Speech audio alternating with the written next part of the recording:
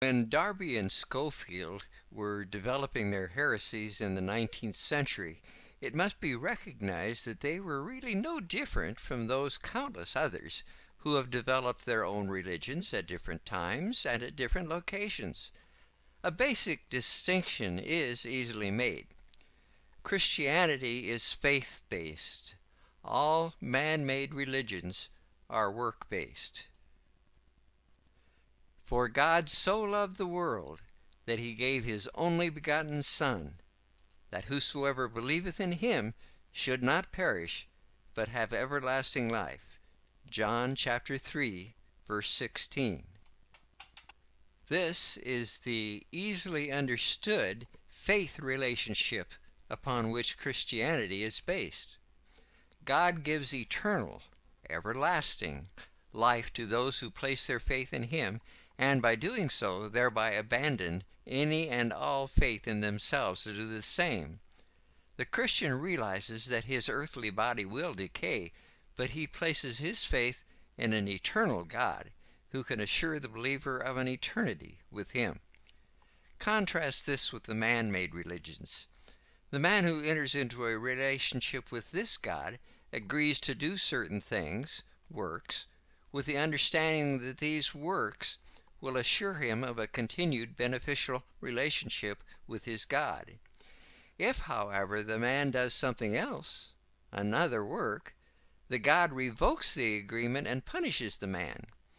The continuance of acceptable works enables the God to, at some point, resume the original agreement.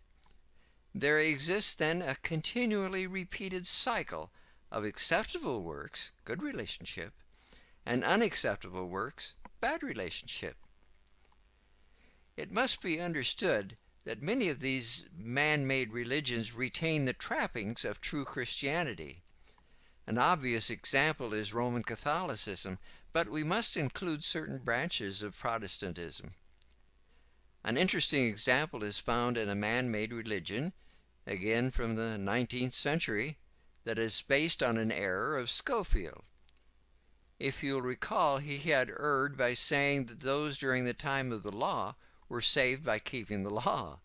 So this group, headed by Ellen White, seized upon this premise and decided that those who would join her group must observe the Sabbath, or at least her understanding of the Sabbath. And again, the familiar cycle of good works, bad works, appears in the man-made religion of Adventism. Of course, all man-made religions must violate God's Word, the King James Bible. Another interesting example I recently found was a group that believes that everlasting and eternal simply don't have the commonly accepted meanings. Such a belief places the adherent in the position where only God's power can penetrate and bring salvation, but the same could properly be said of anyone without Christ. Salvation is by his power and his alone, and this must never be forgotten. It should be obvious then that those who follow a works-based, man-made religion are not to be confused with those whom God has saved and sealed for all eternity, but are to be recognized as those who are headed for an eternity in hell.